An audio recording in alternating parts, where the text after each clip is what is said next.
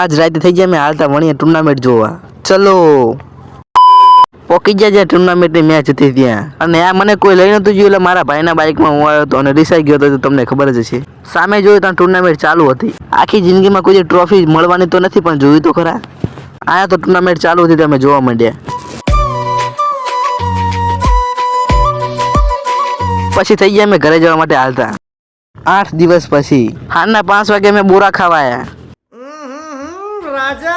બોરા ખાવા આવ્યા તો હી, પણ કાંટા બહુ વાગે. પણ બોરા ખાવાનું તો બંધ ના જ કરે ને, સમજ રહ્યો?